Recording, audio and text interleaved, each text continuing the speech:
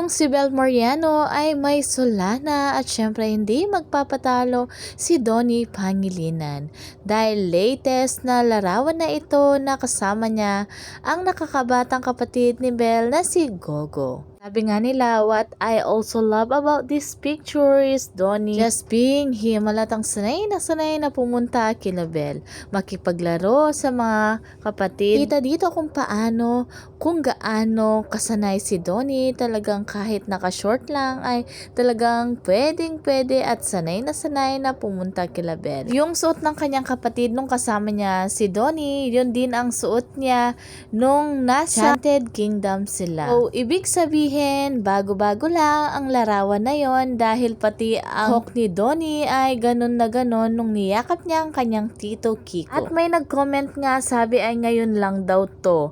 Nasa bahay sila ng family friend ni Bel na interior designer ng new house niya.